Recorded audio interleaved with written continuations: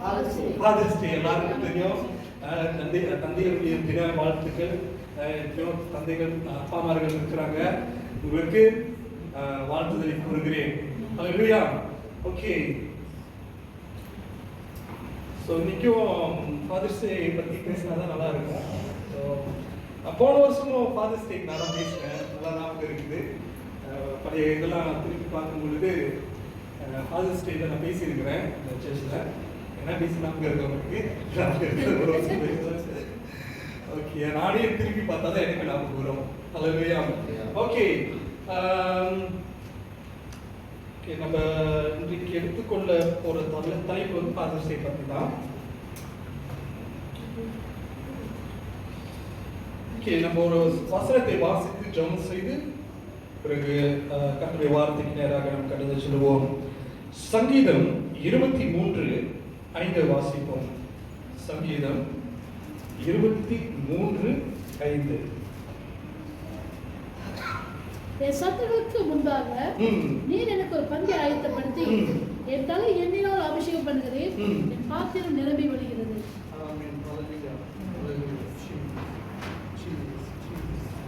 Hallelujah. Praise, hallelujah. Jesus, Jesus, Jesus. என் சத்துருக்களுக்கு முன்பதாக நீர் எனக்கு ஒரு பந்தியை ஆயத்தப்படுத்தி என் தலையை எண்ணெயினால் அபிஷேகம் பண்ணுகிறேன், என் பாத்திரம் நிரம்பி வழிகிறது. நன்றி ஆண்டவரே, போற்றி வணங்குகிறோம். ஆண்டவரே, இந்த சத்தியங்களை எங்களுக்கு ஆண்டவரே நீர் ஆண்டவரே போதித்து வழி நடத்தும்படியாக ஜெபிக்கிறோம். ஆண்டவரே, பாடங்களை ஆண்டவரே நாங்கள் தெரிந்து கொள்ளவும் புரிந்து கொள்ளவும் உடைய ஆவியானவர் தாமே எங்களுக்கு கற்றுக் கொடுக்கும்படியாக ஜெபிக்கிறோம். எல்லா போராட்ட சிந்தனைகளும் விலகி போகட்டும். ஒரு நல்ல ஒரு நிலமாய் மாறி உடைய விதைகள் விளைக்கும்படியாக ஜெபிக்கிறோம். எல்லாம் இயேசு கிறிஸ்துவின் நாமத்திலே வேண்டுகிறேன். ஆமென், ஆமென், ஆமென். ஓகே, ஸோ இன்னைக்கு ஃபாதர்ஸ் டே. அப்பா அம்மார்களுக்கு நிறைய பேர் கிஃப்ட்லாம் கொடுத்துருப்பாங்க. நிறைய இருக்காங்க. அப்பா அம்மார்களுக்கு நிறைய பேர் கிஃப்ட் கொடுப்பாங்க, சொல்லுவாங்க. தகப்பன் நம்முடைய குடும்பத்தில் ஒரு தலையா இருக்கிறார். அப்படி தலையா இருக்கும்போது விசேஷமாய் தேவன் அவர்களை அழைத்திருக்கிறார். விசேஷமான பொறுப்புகளும் தேவன் அவர்களுக்கு குவித்திருக்கிறார். ஹல்லேலூயா. அப்ப போதுமான அளவிற்கு தேவன் அவர்கள் பலப்படுத்துகிறவராக இருக்கிறார். நம்முடைய தகப்பன்மார்களை பார்த்தீங்கன்னாக்கா என்னுடைய தகப்பன்மார் இருக்கிறாருங்க. அப்ப யாரு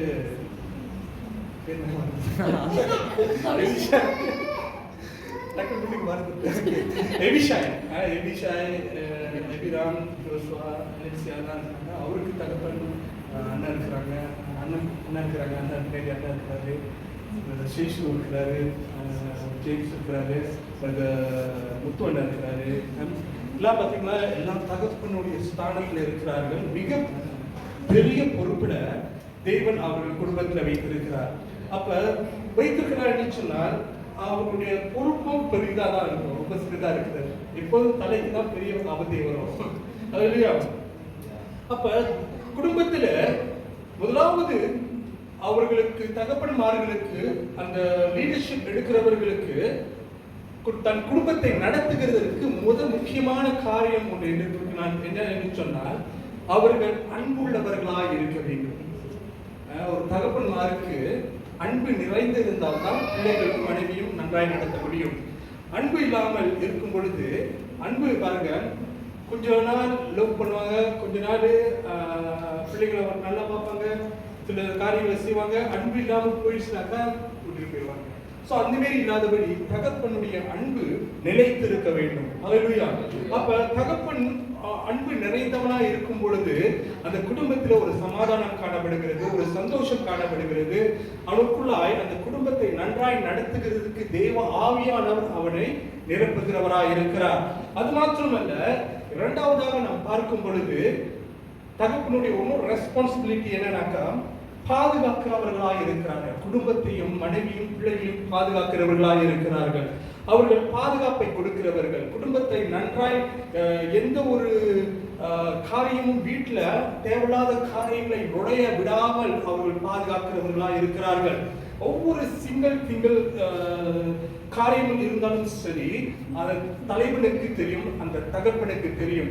இந்த காரியம் தேவையில்லாமல் ஒரு காரியம் நம்ம குடும்பத்தில் நுழைகிறது என்று சொல்லி தேவன் அவர்களுக்கு அந்த ஞானத்தை அறிவை ஞானத்தை கொடுத்திருக்கிறார்.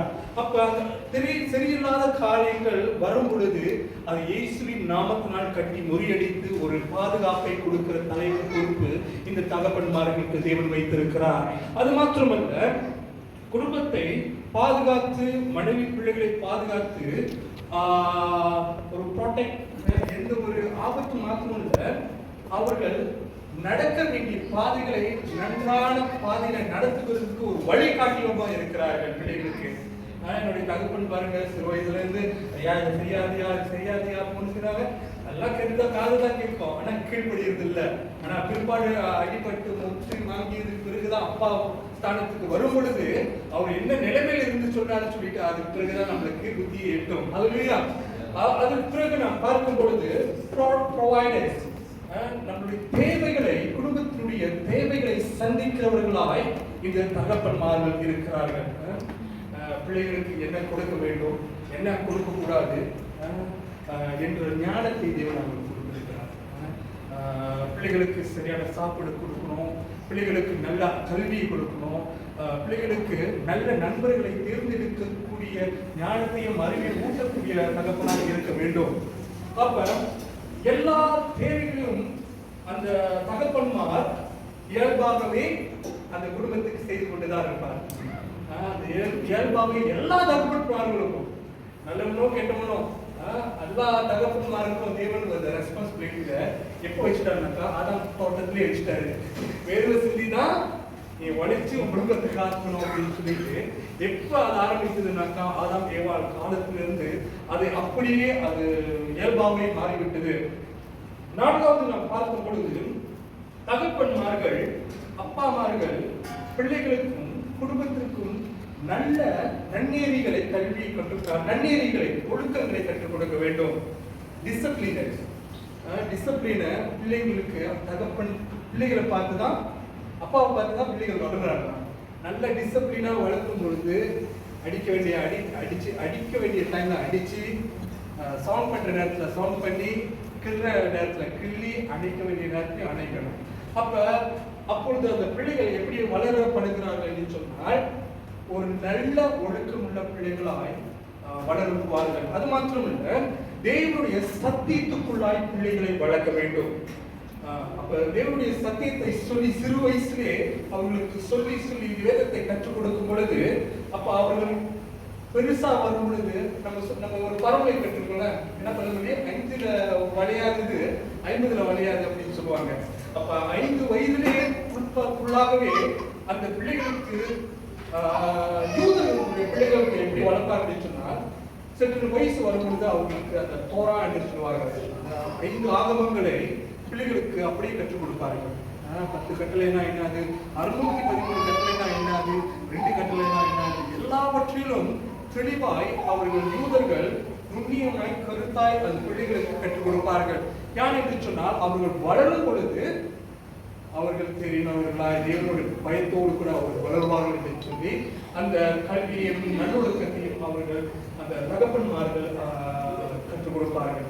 அப்ப ஸ்கூல் படிக்கிறது தான் அவங்க படிப்பா இல்ல, ஸ்கூல் 8 வருவாங்க, 7 வரா 6 வரா எத்தனை வரை படிக்கிறாங்க, எத்தனை வயசு, 7 மணிலிருந்து 2 1 few hours தான் ஸ்கூல்ல இருக்கிறாங்க. ஆனா மீதி பாத்தீங்கன்னா பிள்ளைகளுக்கு வளர்றாங்கன்னாக்கா பெற்றோர்கள் மத்தியில தான் வளருகிறார்கள். அப்ப பெற்றோர்களுக்கு டீச்சரோட பெற்றோர்களுக்கு தான் அதிக ரெஸ்பான்சிபிலிட்டி இருக்குது. அப்ப நம்ம சில வேளைகள்ல சில பெற்றோர்கள் என்ன செய்து விடாகிறார்கள் சொன்னால், ஸ்கூல் விட்டாங்க அவங்க கடமை போச்சு அப்படின்னு சொல்லிட்டு. ஆனா கிறிஸ்தவர்கள் குடும்பத்துல பிள்ளைகளை நல்ல ஒழுக்கத்தோடு கூட தேவ வசனத்தோடு அவர்களை வளர்க்க வேண்டும். தேவன் அதுதான் விரும்புகிறார். ஹல்லேலூயா. Happy mother's day. ஓகே, நம்ம எடுத்துக்கொள்வோம். நம்மளுக்கு ஏற்கனவே நம்மளுக்கு தெரிந்த ஒரு வசனம் தான் இந்த பகுதி வந்து நம்ம ஏற்கனவே இப்போ சிறு வயசுல இருந்து படித்திருக்கலாம். இருந்த போதிலும் இந்த காரியத்தை நாம் படித்து சில காரியங்களை தியானிப்போம். எடுத்துக்கொள்வோம் லூக்கா எழுதின சுவிசேஷம் 15வது அதிகாரம்.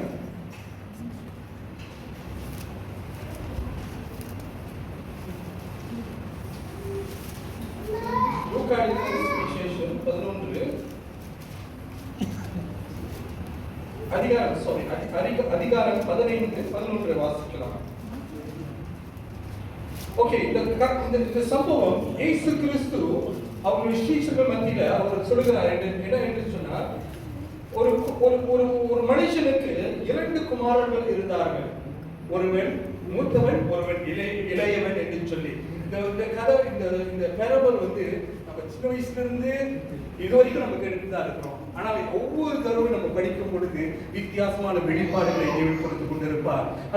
அது மாத்திரமல்ல, அந்த மனிதர் என்ன செய்தார், அந்த குடும்பத்துல என்ன நடக்குது என்று சொன்னால், அந்த 2 குமாரர்கள்ல ஒருவன் இளையவனாக இருந்தான். அப்ப அந்த இளையவன் என்ன செய்கிறான் என்று சொன்னால், தகப்பன் இடத்துல போய், தகப்பனே சொத்துல எனக்கு பாதி கொடுத்துருங்க, என்னோட சொத்தை கொடுத்துருக்க தகப்பனே அப்படின்னு சொல்லி அந்த தகப்பன் இடத்துல போராடி அந்த அந்த அந்த பாகத்தை, அவனுடைய சொத்துக்களை, அவனுக்கு வர வேண்டிய பங்கை எடுத்துக்கொண்டான். அப்ப எடுத்துக்கொண்ட பிறகு கொஞ்ச நாள் அப்படியே அவர் என்ன செய்தார், அந்த குடும்பத்தோடு வாழ்ந்து கொண்டிருக்கும் பொழுது அவனுக்கு ஒரு சில காரியங்கள் ஐடியாஸ்லாம் வருது. நம்ம வெளியூருக்கு போலாமே, நம்ம சம்பாதிக்கலாமே, நம்ம அதை செய்யலாமே அப்படின்னு சொல்லிட்டு பல சிந்தனைக்குள்ளாய் அந்த மனுஷன் போகிறதை நம்ம பார்க்கிறோம் இந்த சம்பவத்துல. அப்ப அவன் ஒரு நாள் என்ன செய்யலாம், 12வது வசனத்துல 13வது வசனத்துல நாம் வாசிக்கப்படும் பொழுது, சில நாளுக்கு பின்பு இளைய மகன் எல்லாவற்றையும் சேர்த்து கொண்டு தூர தேசத்துக்கு புறப்பட்டு போய் அங்கே துர்மார்க்கமாய் ஜீவனம் பண்ணி தன் ஆசையை அழித்து போட்டான் என்று சொல்லி இந்த வேத வகுதியில பார்க்கிறோம். அப்ப அந்த மனுஷன் எல்லா சொத்தும் எடுத்துக்கொண்டு, எல்லா அவனோட பங்கு எடுத்துக்கொண்டு கொஞ்ச நாள் எங்க இருந்திருக்கிறான், அவன் தகவலோடு கூட இருந்திருக்கிறான். என்ஜாய்மெண்ட் மக்கள அவனுக்கு ஃப்ரீடம் கிடைக்கல. இருந்த போதிலும் அந்த மகன் என்ன செய்யறான், எனக்கு காசு இருக்குது, எனக்கு எல்லா பலமும் இருக்குது, என்னை சுத்தி எல்லா வசதிகளும் இருக்குது, நான் என்னால என்ன ஒரு நல்ல ஒரு நிலைமைக்கு கொண்டு வர முடியும் என்று சொல்லி அவன் என்ன செய்கிறான்னு சொன்னால், அந்த குடும்பத்தை விட்டு பிரிந்து தூர தேசத்திற்கு, அவன் எங்க போனான் என்று சொல்ல வேதத்துல போடப்படவில்லை, ஆனாலும் தூர தேசத்திற்கு அவன் போகிறான் என்று சொன்ன பார்க்கிறோம். அந்த ஆஸ்திகளை அவன் என்ன செய்ய, தூர தேசத்துக்கு போகும் பொழுது அவன் என்ன செய்கிறான் சொன்னால், அவன் துர்மார்க்கமாய் ஜீவனம் பண்ணி தன் ஆஸ்திகளை அழித்து போட்டான் என்று சொல்லி பார்க்கிறோம். அது மாத்திரமல்ல, எல்லாவற்றிலும் அவன் 14வது வசனத்தை வாசிக்கும் பொழுது, எல்லாவற்றையும் அவன் செலவழித்த பின்பு அந்த தேசத்திலே கொடிய பஞ்சம் உண்டாயிற்று, அவன் குறையப்பட தொடங்கி அந்த தேசம் அவன் என்ன செய்கிறான்னு சொன்னால், அவன் பிற்பாடு அவனுடைய ஒரே நாட்டை போயிட்டு செலவழிச்சிருந்தா அவன் காசு முடிஞ்சிருக்காரு. அங்க வேதத்துல என்ன பண்றதுனாக்கா, அந்த ஒரு பஞ்ச காலம் வந்தது அந்த தேசத்துல, அந்த பட்டணத்துல ஒரு பஞ்ச காலம் வந்தது. பாருங்க, இந்த சமூகத்துல ஒரு தகப்பன் இருக்கிறார், ஒரு இளையவன் இருக்கிறாங்க, ஒரு மூத்த சகோதரன் இருக்கிறாங்க, அவரை சுத்தி வேலைக்காரர்கள் இருக்கிறாங்க. அப்படின்னு சொன்னால் இந்த குடும்பம் ஒரு ஆஸ்தி நிறைந்த ஒரு குடும்பமாக காணப்பட்டது. அந்த பட்டணத்திலே அவனுக்கு அந்த தகப்பனுக்கு ஒரு பேர் இருந்திருக்கும், அந்த தகப்பனுக்கு ஒரு ஸ்டாண்டர்ட் இருந்திருக்கும், அவனுக்கு அந்த தகப்பனுக்கு சுற்றி இரண்டு சொந்தக்காரர்கள் இருந்திருப்பார்கள், ஒரு பிசினஸ் மேனா இருந்திருக்கலாம், அவன் விலையேற பெற்ற காரியங்களை வீட்டில் வைத்திருக்கலாம், அவனுக்கு சொத்துக்கள் சேர்த்து வைக்கிறான் என்று சொன்னால் அவன் கண்டிப்பாக ஒரு ஐஸ்வர்யவான் இருந்திருப்பான். அப்ப அந்த ஐஸ்வர்யவானுடைய 2 மகன்கள்ல 2 பேரும் அந்த தகப்பன் வளர்த்திருக்கிறார். அந்த ஒரு இளைய மகன் அவனுக்கு மட்டும் என் புத்தி அப்படியே என்ன சொல்லுவாங்க, அவன் புத்தி வேற மாதிரி யோசித்து அவன் அந்த வீட்டை விட்டு போகிறான் என்று சொல்லி நாம் பார்க்கிறோம். ஆனால் அவனோட பெரிய மூத்த மகன் அவன் என்ன செய்கிறான்னு சொன்னா, வயல்வெளிக்கு போய் வேலைலாம் செஞ்சு கஷ்டப்பட்டு சம்பாதிச்சு தேவன் அவனுடைய அப்பாவுக்கு அந்த காசை கொடுக்கிறான்னு சொன்னா, ஒருத்தன் ரெஸ்பான்சிபிலிட்டியா இருக்கிறான், ஒருத்தன் என்ன சொல்லுவாங்க, அந்த ரெஸ்பான்சிபிலிட்டி இல்லாம இருக்கிறான். அப்ப இருக்கும் பொழுது 2 பிள்ளைகளுக்கும் வித்தியாசமாய் வளர்க்கப்படுகிறார்கள். ஒரே தகப்பன், ஆனாலும் 2 நிலையான கருத்து வேறுபாடோடு கூட இந்த மகன்கள் வளரப்படுகிறார்கள் என்று சொல்லி நாம் பார்க்கிறோம். அப்ப இந்த மகன்கள், இளைய மகன் என்ன செய்கிறான் என்று சொன்னால், அவன் தூர தேசத்திற்கு போய் ஜீவியம் பண்ணி, அதாவது தேவனுக்கு பிரியமில்லாத ஒரு வாழ்க்கையை வாழ்ந்து அங்க இருக்கிற எல்லா பாவங்களையும் செய்துவிட்டு அவன் கடைசியில அவன் இருந்த காசு எல்லாத்தையும் இழந்து போய் அவன் இக்கட்டான ஒரு சூழ்நிலைக்கு வருகிறதை நாம் பார்த்தோம். அப்ப தேவன் ஒரு மனுஷனை, ஒரு குடும்பத்தை அப்பொழுது இந்த தகப்பன் ஆவிக்குரிய தகப்பனாய் இருக்க வேண்டும். காரணம் என்று சொன்னால், கடைசி நாட்கள் அந்த பகுதி நாம் பார்க்கும் பொழுது அவன் மனதுருகியுள்ளவனாய் இருந்தான், தேவனுக்கு பயந்துள்ள ஒரு மனுஷனாய் இருந்தான், அவனுக்கு அன்பு நிறைந்த ஒரு தகப்பனாய் இந்த கதையில நாம் பார்க்கிறோம்.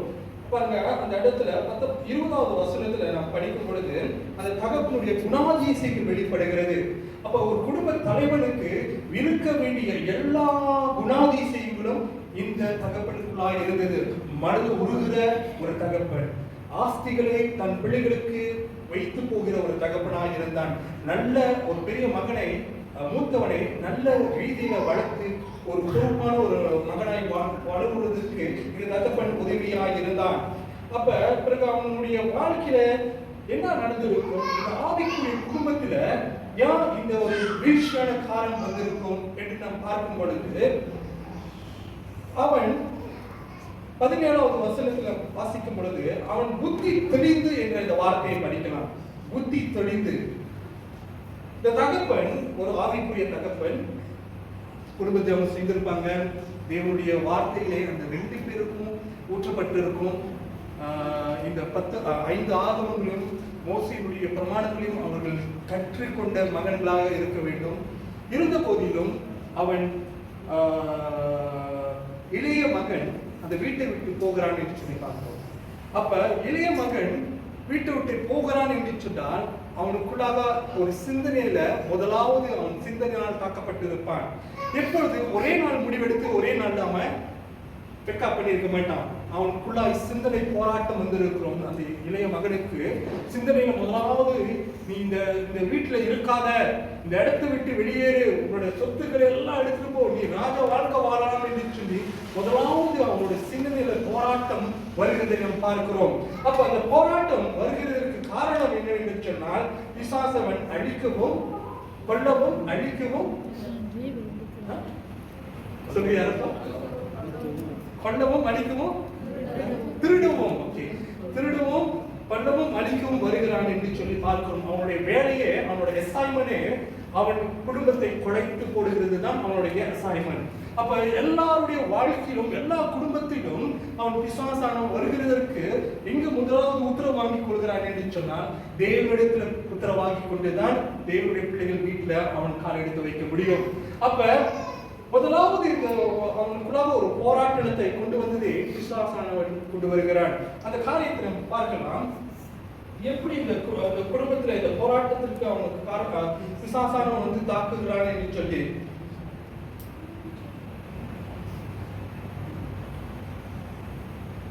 முதலாவது அவன் செய்கிற பிசாசானவன் செய்கிற முதல் காரியம் என்று சொன்னால் 12வது வசனத்தை வாசிக்கலாம்.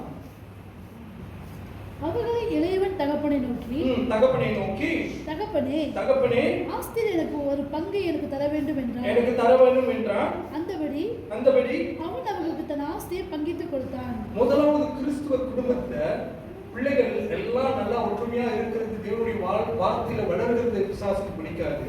அவன் என்ன செய்கிறான், யார் முதலாவது வீக்னஸா இருக்கிறான் குடும்பத்துலன்னு சொல்லிட்டு அவன் பார்த்தா தெரியாது. அவன் ஆவிக்குரிய வாழ்க்கை எப்படிப்பட்டதா இருக்கிறது சொல்லி பிசாசுக்கு தெரியும்.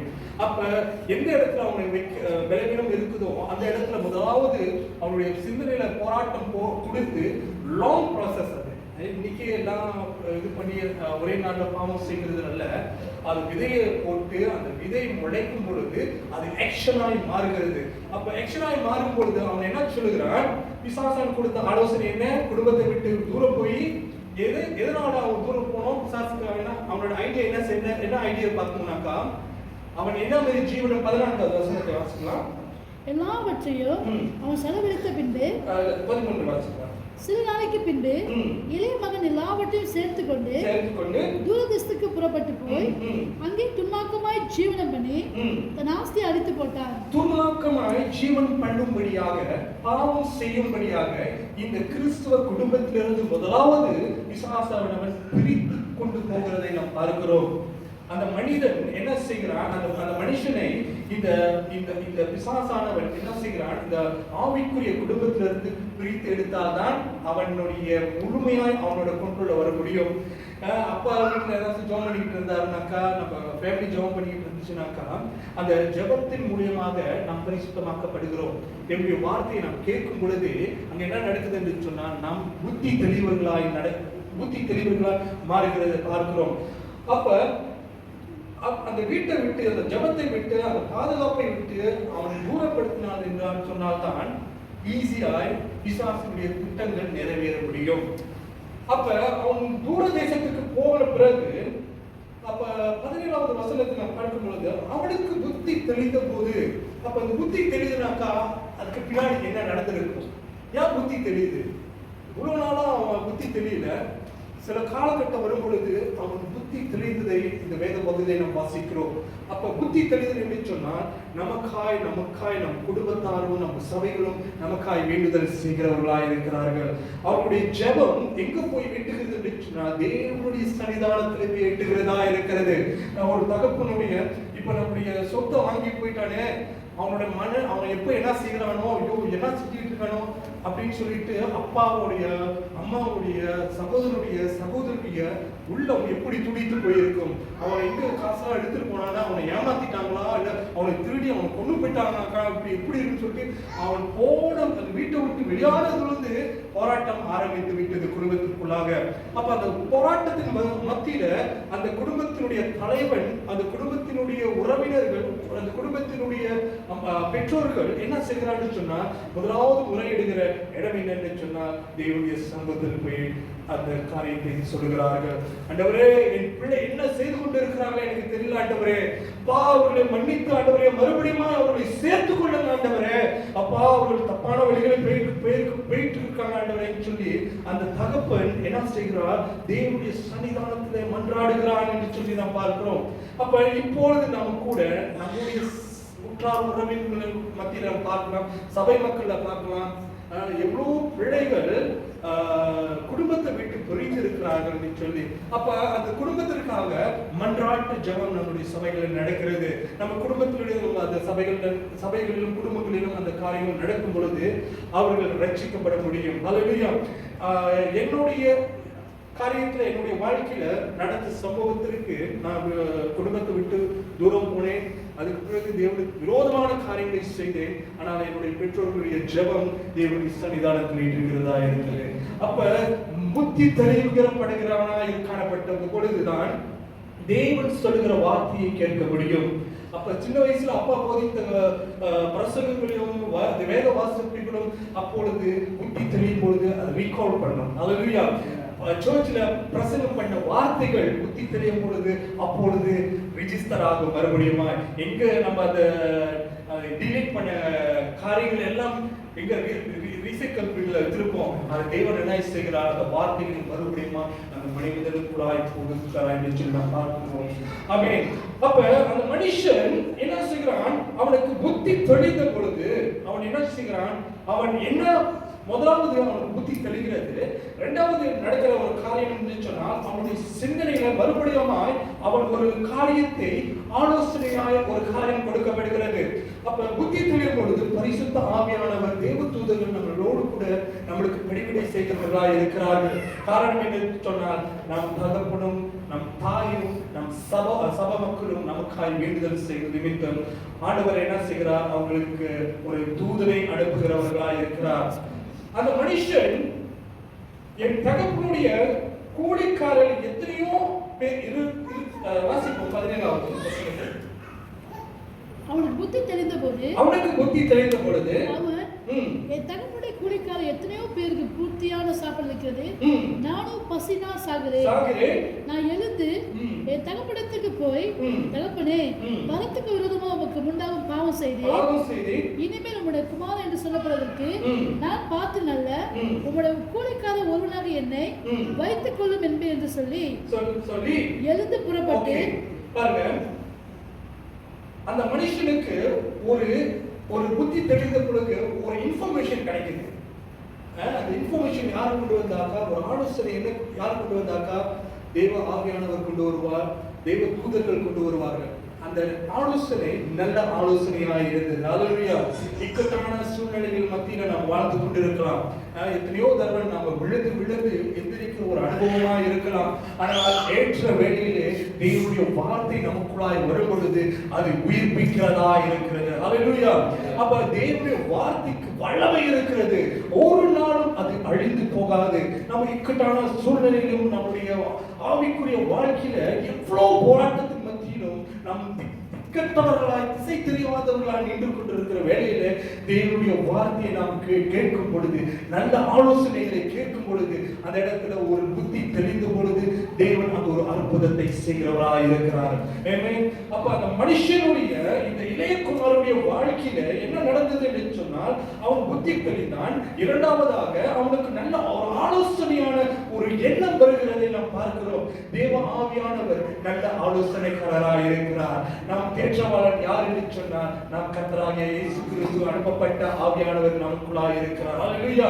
அப்ப நமக்குள்ளாய் அந்த ஆவியானவர் நம்முடைய காரியங்களை அறிந்திருக்கிறபடினாலே அவர் என்ன செய்கிறார், நம்முடைய நல்ல ஆலோசனைகளை நம்மளுக்கு கற்றுக் கொடுத்து முதலாவது சிந்தனையில அந்த ஆலோசனையை வைக்கிறார். அப்ப ஆலோசனை கொடுத்து அதை நிறைவேற்றுவதற்கும் நிறைவேறாததற்கும் அந்த வில் பவர் நம்முடைய கரத்துல கொடுத்திருக்கிறார். அது செய்யவும் செய்யாது நிற்கவும் தீர்மானத்தை யார் கையில கொடுத்திருக்கிறார் என்று சொன்னால், உங்கள் கையிலும் என் கையிலும் கொடுத்திருக்கிறார். அப்ப அந்த இளையகுமாரன் அந்த இடத்தை விட்டு போகிறதற்கு அவன் ஒரு தீர்மானம் செய்கிறான். அவன் வில் பவர் இருக்கிறதுனால அவன் தீர்மானம் செய்கிறவனாக இருக்கிறான். புத்தி தெளிந்தது, நல்ல ஆலோசனை கொடுக்கப்பட்டது. நல்ல ஆலோசனை கொடுக்கப்பட்ட பிறகு அந்த தீர்மானத்திற்கு அவன் ஒப்பு கொடுக்கலாம். நாமும் கூட எவ்வளோ காரியங்களை தீர்மானிக்கிறோம், ஆலோசனை கேட்கிறோம், ஆனால் தீர்மானித்து அதை நிறைவேற்றாதவர்களாய் காணப்படுகிறோம். அந்த காரியம் அப்படியே கேட்டு அப்படியே போகிறதை பார்க்கிறோம். நம்ம வசனத்துல நம்ம இயேசு கிறிஸ்து சொல்லியிருக்கிறார், ஒரு நல்ல நிலத்துல விதை போடும் பொழுதுதான் அந்த காரியங்கள் 30-60 விளையும். அதுக்கு ஒரு பலன் கொடுக்க முடியும். நம்முடைய கிரியைகள் அதற்கு நம்முடைய ஒரு கிரியை, அந்த வார்த்தைக்கு நம்ம கிரியை செய்தால்தான் அந்த தீர்மானத்தை நிறைவேற்றுவதற்கு அந்த ஆக்ஷன் பண்ணாதான் அதுல 30-60-100 கனிகளை நாம் பார்க்க முடியும். அந்த மனுஷன் தீர்மானம் பண்ணிட்டு பிறகு அங்க ஒரு ஆக்ஷன் எடுக்கிறான், ஒரு முடிவு எடுக்கிறான். என்ன முடிவு என்று சொன்னால், நாம் வாசிக்கலாம் 19ஆம் வசனத்தை நாம் வாசிக்கலாம். இனிமேல் உம்முடைய குமாரன் என்று சொல்லப்படுவதற்கு நான் பார்த்தேனல்ல, உம்முடைய கூலிக்காரன் ஒருவனாக என்னை வைத்துக் கொள்ளும் என்பேன் என்று சொல்லி எழுந்து புறப்பட்டான். ஹல்லேலூயா.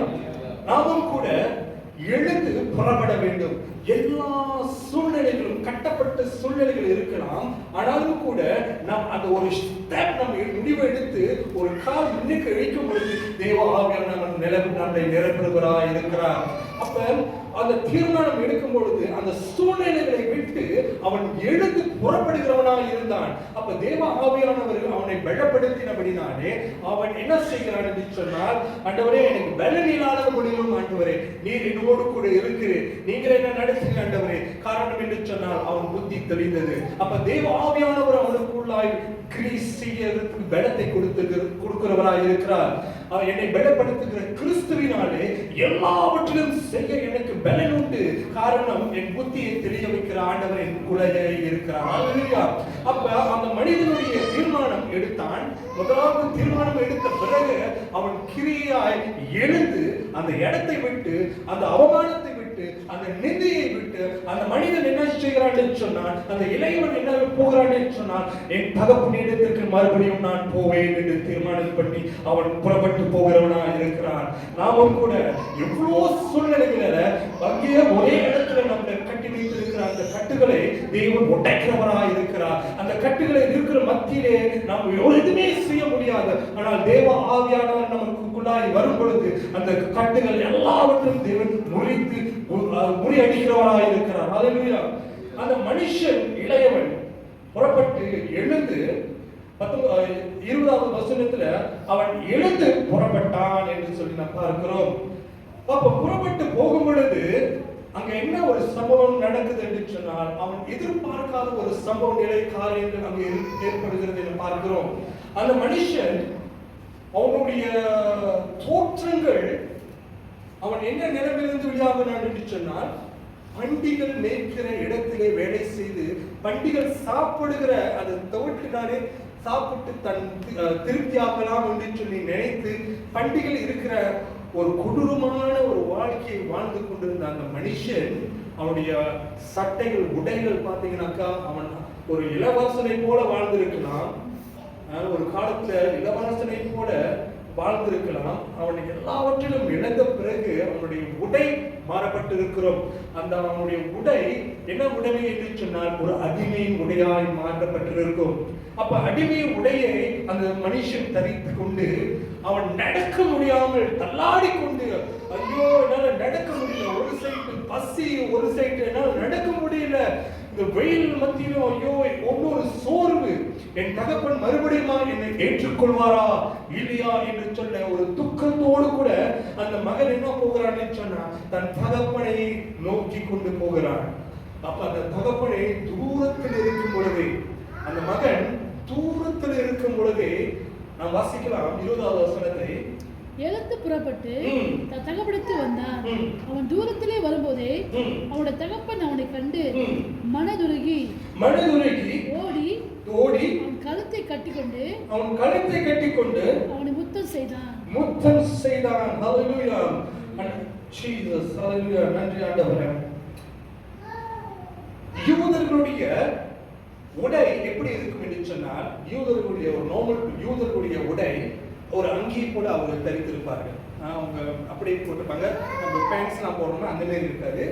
யூதர்களுடைய மேல இருந்து கீழே வரைக்கும் அப்படியே அங்கியா இருக்கும். அவங்க நடந்தா செட்டில் ஸ்டெப் தான் வைக்க முடியும். ஒரு ஸ்டெப்னாக்க ஒரு லெவல் வச்சு தான் வைக்க முடியும். அகலமா அவங்கள காலை வைக்க முடியாது. காரணம், அவங்களோட போட்டிருக்கிற உடை வந்து அவங்க காலை என்ன செய்யும், மறைக்கும், அதை தடை செய்யும். அப்படி அந்த தகப்பன் அந்த உடைய இப்படி மேல தூக்கிட்டு தான் அவன் ஓட முடியும். அதுதான் பிசிக்கலா நம்ம பார்க்கும் பொழுது ஓட முடியும். அப்ப யூதர்களுடைய உடை அவர்கள் மானத்தை காக்கிற ஒரு உடையா இருக்கிறது. அப்ப அந்த உடை அந்த தகப்பனுக்கு ஒரு மரியாதைக்குரிய உடையா இருந்தது அந்த நாட்களிலே. அப்ப அந்த தகப்பன் என்ன செய்கிறான்னு சொன்னா, அந்த ஒரு வார்த்தை வருது, அவன் ஓடி என்று சொன்னால் அவன் அந்த அங்கியை எடுத்துக்கொண்டு அப்புறம் தான் ஓட முடியும். அவனுடைய மகனை எடுத்து ஓட முடியும். அப்படி ஓடும் பொழுது அந்த தகப்பன் என்ன செய்கிறான், தன் தகப்பன் வீட்டுக்கு வந்த பிறகு அவனுடைய தகப்பன் அவனை கண்டு, அவன் தூரத்தில் வந்த பொழுது அவனுடைய தகப்பன் அவனை கண்டு, அந்த தகப்பன் என்ன செய்கிறான், இரவும் பகலுமாய் என்னுடைய மகன் என்னோடு கூட மறுபடியும் வந்து விடுவாட்டானா என்று சொல்லி அவன் ஒவ்வொரு நாளும் அந்த மகனுக்காய் காத்து கொண்டிருந்தான். என் மகன் மறுபடியும் வந்துருவான்னு சொல்லி விசுவாசத்தோடு கூட இருக்கிற ஒரு தகப்பன். நம்முடைய நாமும் கூட குடும்பத்தில பிள்ளைகளுக்கு ஒரு விசுவாசத்தை வார்த்தைகளை அதிகமாய் நம் பிள்ளைகளிடத்துல பேச வேண்டும். நாம் எப்படி பிள்ளைகளிடத்துல நாம் பேசுகிறோமோ பிள்ளைகள் அதான் கற்றுக்கொள்ள போகிறார்கள். அப்ப பிள்ளைகளிடத்துல விசுவாசமான வார்த்தைகளை நாம் அடிக்கடி நாம் தெய்வம் செய்வார். நிச்சயமாகவே நீ உன்னுடைய எதிர்காலம் தேவனுடைய கரத்தில் இருக்குது, நீ ஆசீர்வதிக்கப்பட்டிருப்பாய் அப்படின்னு சொல்லி அவனுடைய எதிர்காலத்தில் காரியங்களை அந்த பெற்றோர்கள் அந்த தகப்பன் அவர்களுக்கு அந்த பாசிட்டிவான காரியங்களை சொல்லும் பொழுது அது அப்படியே நிறைவேறும். அதுதான் இருக்கிறது. தகப்பனுடைய வார்த்தையும் அம்மாமாருடைய வார்த்தையும் மிக பவர்ஃபுல்லான வார்த்தைகளாக இருக்கிறது. வேதத்தில் சொல்லுகிறது, மரணமும் ஜீவனும் தன்னுடைய நாவில் அதிகாரத்திற்காக இருக்கிறது என்று சொல்லி. அப்ப ஒரு தகப்பன் கசந்த ஒரு பிள்ளையை சபிக்கும் பொழுது அந்த காரியம் அப்படியே நடக்கிறதை நாம் பார்த்திருக்கிறோம் எவ்வளவு சூழ்நிலைகள். ஆனால் தேவன் என்ன சொல்கிறார் சொன்னால், பிள்ளைகளை சபிக்காதபடி அவர்களை ஆசீர்வதிக்கும் பொழுது அந்த ஆசீர்வாதம் அந்த பிள்ளைகள் தலைமையில் அப்படியே பலிக்கும். காரணம், தகப்பனுடைய ஆசீர்வாதத்துடைய வார்த்தைகள். அப்ப அந்த வார்த்தைகள் பிள்ளைகளுக்கு மேல் பேசும் பொழுது அந்த வார்த்தைகள் மிகவும் கவனமாய் பெற்றோர்கள் தன் பிள்ளைகளிடத்துல பேச வேண்டும். விசுவாசமான வார்த்தைகள். எங்க அம்மா அடிக்கடிக்க விசுவாசமா ஒரு அவிசுவாசமான பேச கையில ஒரே கூட விசுவாசம் பேச ஆண்டவர் செய்வார், கண்டிப்பா செய்வாரு அப்படின்னு சொல்லிட்டு. அப்ப எங்க அம்மாவுடைய வாழ்க்கையில எங்க அப்பாவோட வாழ்க்கையும் நான் பார்த்திருக்கிறேன். விசுவாசமான வார்த்தைகளை பேசுவார்கள். அப்ப இந்த தகப்பன் தன் மகன் மறுபடியும் வருவான் என்று சொல்லி என்ன செய்கிறான் சொன்னா விசுவாசமாய் காத்து கொண்டிருந்தான். அந்த விசுவாசத்தை யார் பார்த்தான் என்று சொன்னா தேவன் பார்க்கிறவராய் இருக்கிறார்.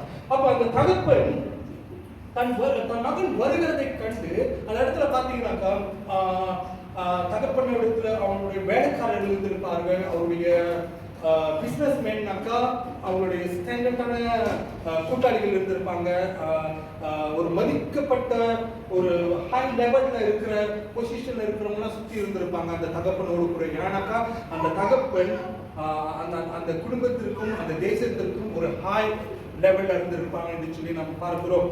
அப்ப வேலைக்காரர்கள் அவங்க சுற்றி இருந்தார்கள். இருக்கும் பொழுது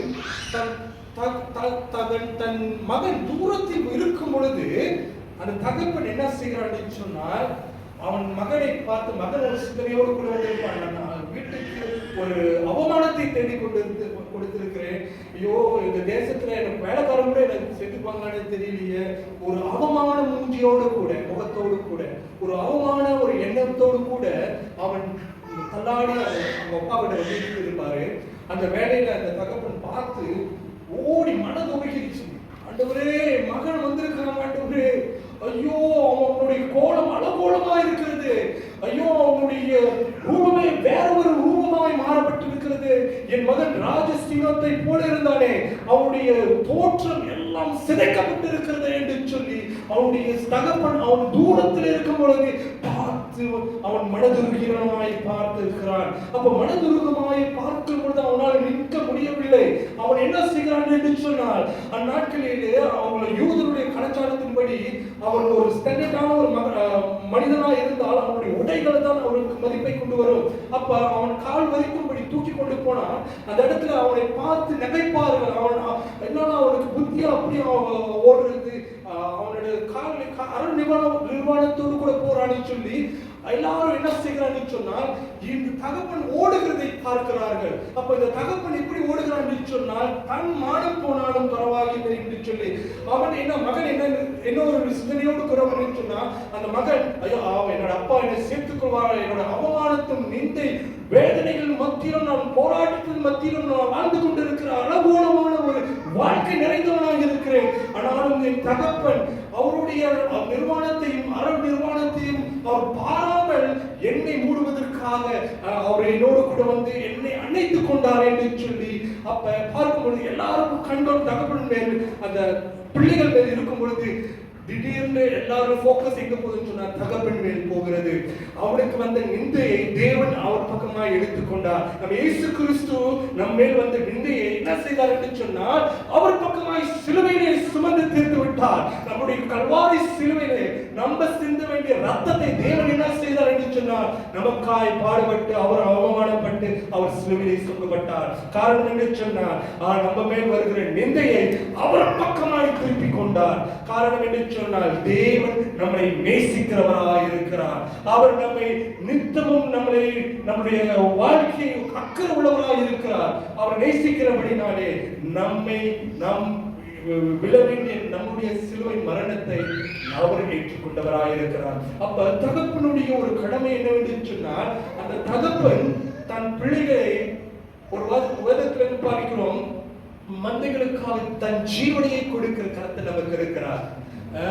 ஒரு மந்தைக்காகவே அவர் என்ன சொன்னார், தன் ஜீவனையே இழந்தாலும் கூட அந்த மந்தையை யாருடைய கையிலும் கொடுக்க கூடாதுன்னு சொல்லி வாசிக்கலாம். ஒரு வசனத்தை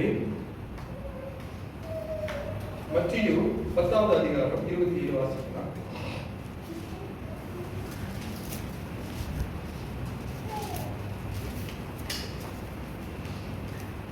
மத்தேயு 10:27 வாசிக்கலாம்.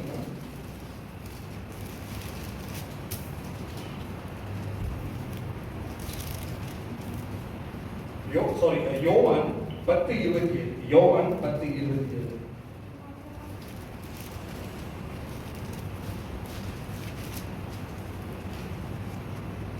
என் ஆடுகள் என் சத்தத்துக்கு செவி கொடுக்கிறது, நான் அவைகளை அறிந்திருக்கிறேன், அவை எனக்கு பின் செல்கிறது, நான் அவைகளுக்கு நித்திய ஜீவனை கொடுக்கிறேன், அவைகள் ஒரு காலம் கெட்டு போவதில்லை, ஒருவனும் அவைகளின் கையிலிருந்து பறித்துக் கொள்வதில்லை. ஒருவனும் அவருடைய கையிலிருந்து பறித்துக் கொள்ள முடியாது. நீங்களும் நானும் விசேஷமானவர்கள். ஹல்லேலூயா. அவருடைய கரத்திலே அவருடைய பிள்ளைகளாய் இருக்கிறோம். அவர் கரத்தினுடைய கிரியைகளாய் இருக்கிறோம். அவர் என்ன செய்கிறார் சொன்னால், தன் ஜீவனை விட்டாலும் கூட யாருடைய கையிலும் அவர் விட்டு கொடுக்கிறதில்ல. அப்படி என்று சொன்னால் தன் ஜீவனை கொடுத்து நம்மை மீட்டெடுத்திருக்கிறார். ஹல்லேலூயா.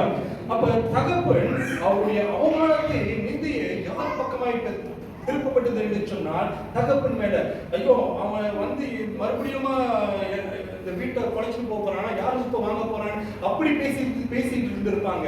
ஆனாலும் கூட அந்த பேச்சை இப்பொழுது யார் எடுத்துக்கொண்டா என்று சொன்னால் தகப்பன் பக்கமாய் திருப்பினபடினாலே அந்த தகப்பனுடைய நிந்தியை பேச ஆரம்பித்து விட்டார்கள்.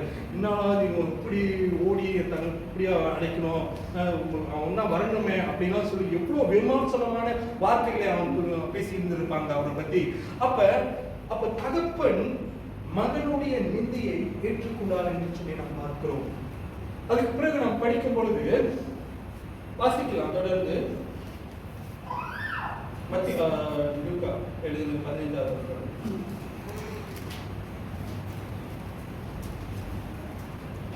லூக்கா 15:21 வாசிக்கலாம். எழுந்து புறப்பட்டு தகப்பனத்தில் வந்தான்.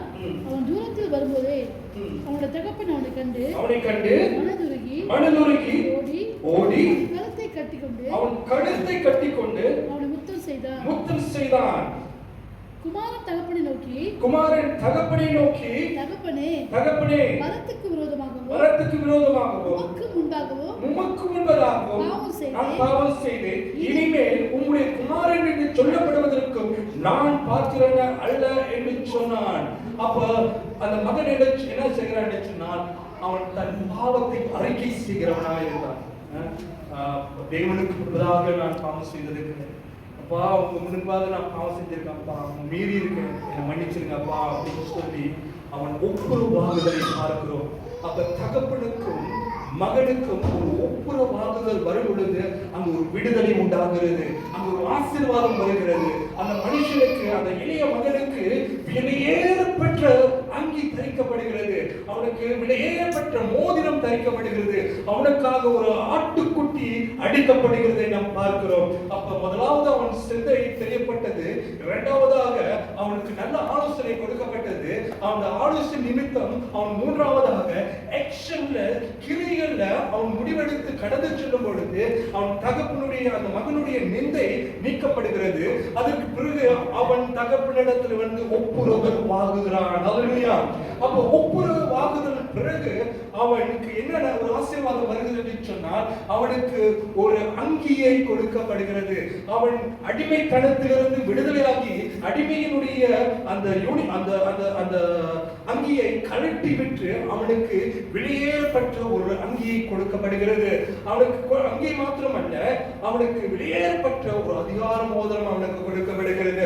அவன் இழந்து போனதை தேவன் மறுபடியுமாய், அந்த தகப்பன் மறுபடியுமாய் என்ன செய்கிறார் என்று சொன்னா அவனுக்கு ஒரு ஸ்தானத்தை வைக்கிறார் என்று சொல்லி நாம் பார்க்கிறோம். அப்ப அந்த மனுஷன் மறுபடியுமாய் தகப்பனுக்கு வரும் பொழுது அங்க ஒரு ஆட்டுக்குட்டி அடிக்கப்படுகிறதை பார்க்கிறோம். நமக்காய் சிந்தப்படுகிற ஒரு ரத்தம். ஹல்லேலூயா. உங்களுக்காகவும் எனக்காகவும் தேவன் இயேசு கிறிஸ்து சிந்தப்படுகிற ரத்தம் விலையேறப்பட்ட ரத்தம். நாம் அடிக்கப்பட வேண்டியில அந்த ஒரு சந்தோஷத்திற்கு முன்பதாக ஒரு ஒரு காரியம் நடக்குது என்று சொன்னால் ஒரு ஆடு அடிக்கப்படுகிறது. அதுதான் நம்ம இயேசு கிறிஸ்து நமக்காய் பாடுபட்ட சிலுவையிலே அடிக்கப்பட்டார்.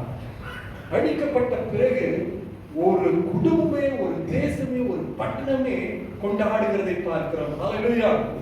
ஆமென். வாசிக்கலாம் 21 வாசிக்கலாம். 22. அப்போ தகப்பன் தன் ஊழியக்காரரை நோக்கி, நீங்கள் உயர்ந்த வஸ்திரத்தை கொண்டு வந்து இவனுக்கு உடுத்தி இவன் கைக்கு மோதிரத்தையும் கால்களுக்கு பாதரட்சைகளையும் போடுங்கள். கொழுத்த கன்றை கொண்டு வந்து அடியுங்கள். நாம் புசித்து சந்தோஷமாய் இருப்போம். இங்க என்ன நடக்குது என்று சொன்னால், ஒரு விருந்து ஆயத்தப்படுகிறது. அந்த விருந்துக்கு என்ன நடக்குது என்று சொன்னால், ஒரு ஆட்டுக்குட்டி, ஒரு குஸ்தியான ஆடு அடிக்கப்படுகிறது, ரத்தம் சிந்தப்படுகிறது. அதற்கு பின்பதாக ஒரு சந்தோஷம் அந்த வீட்டிலே நடக்கிறதை நாம் பார்க்கிறோம். இஸ்ரேல் ஜனங்கள் எகிப்து தேசத்திலே அடிமையாய் இருந்து வாழ்ந்து தேவன் என்ன செய்கிறார் என்று சொன்னால், அவர்களை எகிப்திலிருந்து கானான் தேசத்துக்கு கொண்டு போகிறார். அந்த 9 வாதைகளுக்கு பிறகு 10வது வாதையை எகிப்தியர்களுக்கு அந்த வாதையை கொண்டு வருகிறார். அது என்ன வாதை என்று சொன்னால், தலைச்சான் பிள்ளைகளுடைய மரணம் அங்கு வராதபடி எல்லா வீடுகளிலும் ரத்தம், ஆட்டுக்குட்டியுடைய ரத்தம் பூசப்பட வேண்டும். அப்ப எந்த வீடுகளிலே ரத்தம் பூசப்படவில்லை என்று சொன்னால், அந்த சங்கார தூதன் அந்த வீட்டையும் தலைச்சன் பிள்ளைகளும் மாத்திரமல்ல, மிருகங்களும், முதல் பிறந்த மிருகங்களையும் அழித்து போடுவான். அப்ப ஆட்டுக்குட்டியாரோட ரத்தம் அங்க சிந்தப்பட்டு பாதுகாக்கிறதை நாம் பார்க்கிறோம். அப்ப எகிப்து தேசத்திலிருந்து முதலாவது அவர்கள் ஒரு அடிமைத்தனத்திலிருந்து விடுதலை ஆகிட்டு வந்த பிறகு அவர்கள் அந்த சமுத்திரம், ரெட் சி, சிவந்த சமுத்திரத்தை அவர்கள் கடந்து சொல்லுகிறார்கள். கடந்த பிறகு அவர்களுக்கு ஒரு பண்டிகை கொண்டாடப்படுகிறது. அதுதான் என்ன பண்டிகை என்று சொன்னால், பாஸ் ஓவர், பஸ்கா பண்டிகை. பஸ்கா பண்டிகை என்று சொன்னால் கடந்து செல்வது என்று அர்த்தம். பாஸ் ஓவர், கடந்து செல்வது என்று அர்த்தம். அப்ப அடிமைத்தனத்திலிருந்து தேவன் கடிக்காதபடி அவர்கள் கடந்து சென்றார்கள். பாஸ் ஓவரை அவர்கள் கொண்டாட வேண்டும். அப்ப அந்த பாஸ் ஓவர் எங்க நடந்தது? கடைசி Passover, the last supper எங்க நடந்தது என்று சொன்னால், இயேசு கிறிஸ்து தன் சீஷர்களோடு கூட அந்த பந்தியில் இருந்தார் என்று நாம் பார்க்கிறோம். அப்ப அந்த பந்தியில இங்க இந்த நல்ல கெட்ட குமாரன், இந்த இளைய குமாரன் அந்த விருந்துக்கு அழைக்கப்படுகிறான். அந்த விருது அந்த மனுஷனுக்காக உருவாக்கப்படுகிறது. அதே போல நாம் எல்லாரும் பாவம் செய்து தேவனுடைய மகிமையை இழந்து போனவர்களாக இருக்கிறோம். ஆனால் தேவன் மறுபடியுமாய் நாம் கட்ட எழும்புவதற்காக, மறுபடியுமாய் அவரோடு கூட இணைக்கும்படியாக தேவன் உங்களுக்கும் எனக்கும் ஒரு விருதை ஆயத்தப்படுத்தியிருக்கிறார். ஹல்லேலூயா. அது என்ன விருது என்று சொன்னால், நாம் எடுக்கிற திருவிருந்து. ஹல்லேலூயா. அப்ப திருவிருந்து மூலமாய் கடைசி நாட்களிலே இயேசு அந்த நாட்களிலே மரணம் அடைவதற்கு முன்பதாக அந்த பாஸ் ஓவரை என்ன விசேஷமான ஒரு இடத்துல ஆயத்தம் செய்ய வேண்டும் என்று சொல்லி சீஷர்களுக்கு கட்டளையிட்டு இருந்தார். அப்ப அவர் சீஷர்களுக்கு சொன்னார், நான் பஸ்காவை ஆயத்தம் பண்ண, நீ ஒரு இடத்துக்கு போ, அந்த இடத்துக்கு நீ சொல்லு, அந்த இடத்தை ஆயத்தப்படுத்து அப்படின்னு சொல்லி. அப்ப ஆயத்தப்படுத்தும் பொழுது அவருக்கு நிறைய சீஷர்கள் இருந்தார்கள். ஆனாலும் அந்த சீஷர்கள் 70 பேர் சீஷர்கள் இருந்தார்கள் என்று சொல்லி பார்க்கிறோம். 5000 பேர் சீஷர்கள் இருந்தார்கள், 120 பேர் இருந்தார்கள் என்று சொல்லி. அதுக்கு பிறகு 12 பேர்கள் சீஷர்கள் இருந்தார்கள். எத்தனையோ சீஷர்கள் இருந்த போதிலும், ஆனாலும் இயேசு கிறிஸ்து ரொம்ப மிகவும் ஆசையா இருந்த ஒரு பஸ்காவை யாரும் கூட அவர் சாப்பிட வேண்டும் என்று சொல்லி விரும்பினார் என்று சொன்னால், ஆசையா இருந்தார் சொன்னால் வெறும் 12 பேர் மத்தியில். ஹல்லேலூயா. அப்ப 12 பேர் மத்தியில் அவர் அந்த பஸ்காவை சாப்பிடுவதற்கு மிகவும் ஆசையா இருந்தார் என்று சொல்லி வேத பகுதியை நாம் வாசிக்கிறோம். அந்த பஸ்கா பண்டிகையை ஆயத்தம் பண்ணினார்கள். அந்த எகிப்தியர்கள் அந்த அடிமைத்தனத்திலிருந்து விடுதலையாக பொழுது அவர்கள் டைம் மத்தியான வேலையும் கால வேலையா இருந்திருக்கும்.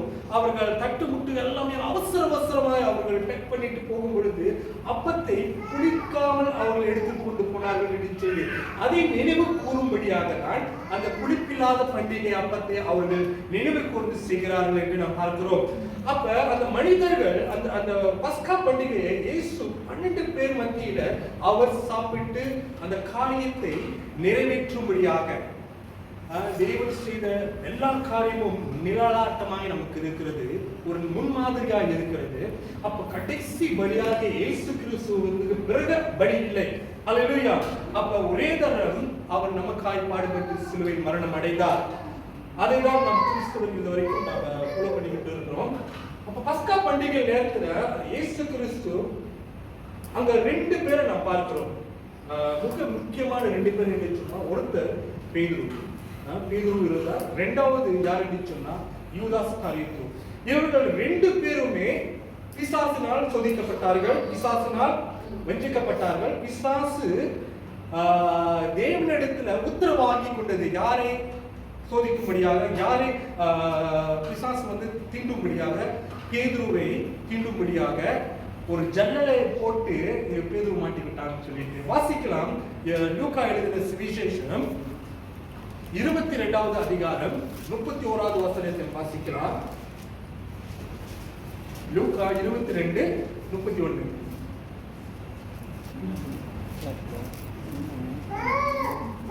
லூக்கா 22:31 வாசிக்கலாம்.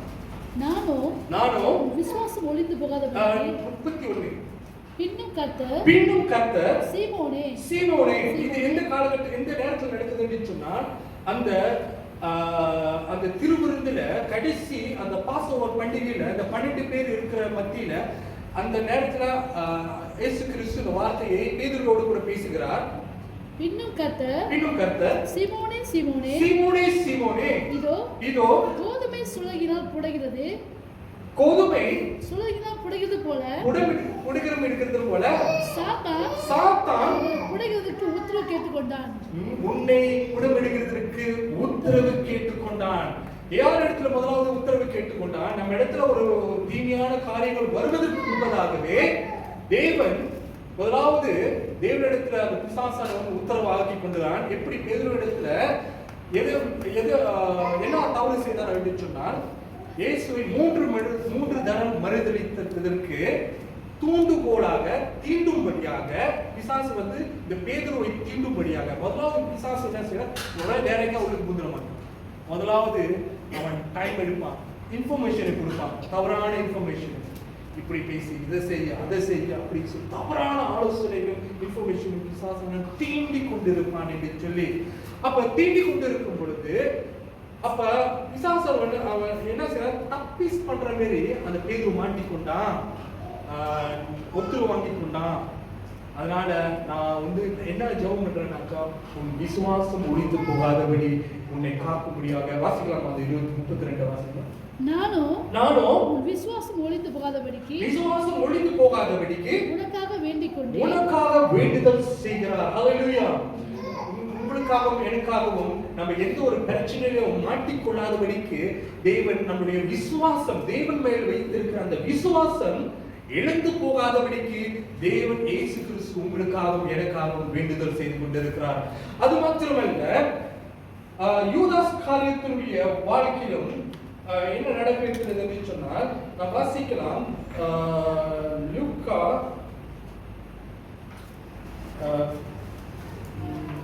யோவான் 13 வாசிக்கலாம். ஓகே, யோவான் 13:2 வாசிக்கிறேன். சீமோன் குமாரனாகிய யூதாஸ் காரியத்து அவரை காட்டிக் கொடுக்கும்படி பிசாசானவன் அவன் இருதயத்தை தூண்டின பின்பு அவர்கள் போஜனம் பண்டிகையில் வாசிக்கலாம். வாசிங்க. சீமோனின் குமாரனாகிய யூதாஸ் காரியத்து அவரை காட்டிக் கொடுக்கும்படி பிசாசானவன் அவன் இருதயத்தை தூண்டின பின்பு இது எங்க நடக்குதுன்னு சொன்னா, அதே பஸ்கா பண்டிகையில அந்த 12 சீஷர்களோடு கூட தேவன் பந்தியா இருக்கும்போது இந்த சம்பவம் நடக்கிறது. அவர்கள் போஜனம் பண்ணி கொண்டிருக்கையில் தம்முடைய கையில் பிதா எல்லாவற்றையும் ஒப்புக் கொடுத்தார் என்பதையும் தாம் தேவனுக்கு. ஓகே, பாருங்க, 2 இடத்துல 2 சீஷர்கள் பிசாசினால் தாக்கப்படுகிறார்கள். எங்க? இந்த பந்தியில். எப்படி அந்த கெட்ட குமாரனுக்கு ஒரு பந்தி ஆயத்தம் பண்ணப்பட்டதோ, இந்த 12 பேர் சீஷர்களும் அவர் 70 பேர் கூட பந்தி இருக்கவில்லை. அவர் 120 பேர் இடத்துல அவர் பந்தியா இருக்கவில்லை. முக்கியமா ஆசையாக இருந்தது இந்த 12 சீஷர்களோடு கூட பந்தி இருக்கும்படியாக. அப்ப அவர் சொல்லுகிற வார்த்தை என்னன்னு சொன்னால், அப்ப பிசாசானவன் 2 பேரையும் சோதிக்கப்படுகிறார்கள். 2 பேரையும் சோதிக்கப்படுகிறார்கள். 2 பேரும் பிசாசானவனால சோதிக்கப்பட்டு பயணத்துக்குள்ளாக போகிறார்கள். 2 பேரும் தவறு செய்கிறார்கள். ஒருத்தர் என்ன செய்கிறார்? தேவனை காட்டி கொடுத்தார். ஒருத்தர் என்ன செய்தார் என்று சொன்னால், இயேசு கிறிஸ்துவை மறுதலித்தார். 2 பேருடைய காரியங்கள் வித்தியாசப்பட்டு இருக்கிறது. ஆனாலும் பிசாசால் 2 பேரும் சோதிக்கப்படுகிறார்கள். அதுக்கு முன்பதாக அவர்கள் என்ன செய்கிறார்கள் என்று சொன்னால், திருவிருந்தை எடுக்கிறார்கள். திருவிருந்து, இந்த விருந்திலே பங்கு பெறுகிறார்கள். நாம் எல்லோரும் திருவிருந்து நமக்காக ஆயத்தம் பண்ணப்பட்டிருக்கிறது. வாசிக்கலாம். சங்கீதம் 23:5 வாசிக்கலாம்.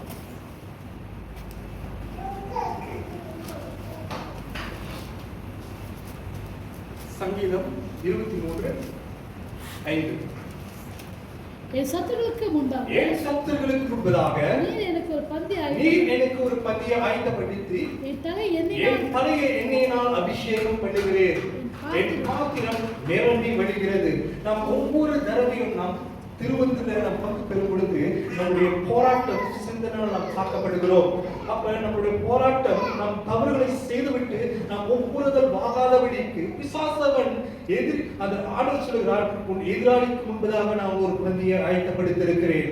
அந்த காரியத்தை நம் பந்தியில நாம் முழுமையான பங்கெடுக்கும் பொழுது மனிதனிடத்திலும் தேவனிடத்திலும் நாம் ஒப்புரவாகின பிறகு அந்த காரியத்தை தேவன் விடுதலையாக்குகிறார். காரணம் என்னென்று சொன்னால், தேவன் நாம் அந்த திராட்சரசத்தை நாம் குடிக்கும் பொழுது அவருடைய மரணத்தை தெரிவிக்கிறோம். அவருடைய ரத்தத்தை நாம் குடிக்கும் பொழுது அவருடைய ரத்தம் நமக்குள்ளாய் ஜீவனாய் உண்டாகிறது. அவருடைய அப்பத்தை நாம் புசிக்கும் பொழுது, அவருடைய அடிக்கப்பட்ட அந்த ஆட்டுக்குட்டியினுடைய அப்பத்தை நாம் புசிக்கும் பொழுதும், இயேசுவினுடைய அப்பத்தையும் மாம்சத்தையும் ரத்தத்தையும் நாம் குடிக்கும் பொழுது நாம் அவருக்குள்ளாய் நிலைத்திருக்கிறோம். தகப்பனும் மகனுக்குள்ள அந்த உறவுகள் நீடிக்கும்படியாக அந்த பந்திகளை தேவன் ஆசையாய் அந்த 12 சீஷர்களோடு கூட இருக்க ஆசைப்பட்டது போல நம்மோடு கூட மறுபடியும் அவர் இணைக்கும்படியாக அந்த பந்தியை உருவாக்கி மாதிரியை வைத்து போயிருக்கிறார். காரணம் என்று சொன்னால், போராட்டம் அந்த நேரத்தில் தான் வரும்.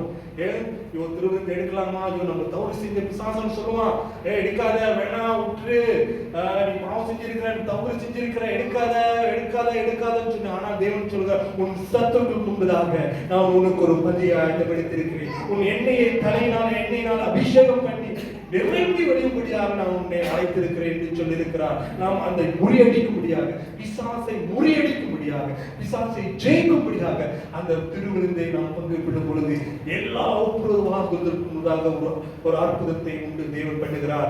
அப்ப அந்த மனுஷனுடைய ஒப்புரவாகுதல் என்ன நடந்தது என்று நாம் பார்த்தோம். இளையகுமாரன் தகப்பன் இடத்துல, ஆண்டவரே கருத்திற்கும் உங்களுக்கு நாங்கள் விரோதமாய் பாவம் செய்திருக்கிறேன் அப்படின்னு சொல்லி ஒப்புரவாக்கிட்டு மனிதனிடத்திலும் தேவனிடத்தில் நான் ஒப்புரவாகிட்டு இருக்கிற அந்த பந்தியில இயேசு கிறிஸ்துவோட ரத்தம் அடிக்கப்பட்டிருக்கு. அந்த ஆட்டுக்குட்டி அடிக்கப்படுகிறது என்று பார்க்கிறோம். அதுக்கு முன்பதாக அவன் அந்த விருந்துல கலந்திருக்கும் பொழுது தகப்பன் மகன் இழந்திருக்கிற அந்த உறவை மறுபடியும் கட்டி எழுப்புகிறார். அல்லேலூயா. ஹேப்பி ஃபாதர்ஸ் டே. இந்த வேளையில இந்த காரியங்கள் உங்களுக்கு ரொம்ப பிரயோஜனமா இருக்கும் என்று நம்புகிறேன். நாம் எழுந்து ஜெபம் செய்வோமாக. ஸ்தோத்திரம் ஆண்டவரே, நன்றி ஆண்டவரே, நிறைக்கும் ஆண்டவரே, எங்களை நடத்தினரை உங்களுக்கு நன்றி செலுத்துகிறோம். அப்பா பிதாவே, நீ போற்றி வணங்குகிறோம் ராஜா. ஆண்டவரே, பாடாமல் ஆண்டவரே செய்திருக்கிற எல்லா காரியத்தையும் ஆண்டவரே நீர் அறிந்திருக்கிறீர் ஆண்டவரே. ஆண்டவரே, எப்படி யுதாஸ் காரியத்துவ ஆண்டவரே, ஆண்டவரே பெரிதும் ஆண்டவரே குடமிட்டு அவர்கள் ஆண்டவர் விசுவாசினால் ஆண்டவரை சோதிக்கப்பட்டு ஆண்டவரை தீண்டப்பட்டார்கள் ஆண்டவரே. ஆனாலும் கூட ஆண்டவரே எல்லாவற்றிலும் ஜெயம் எடுத்து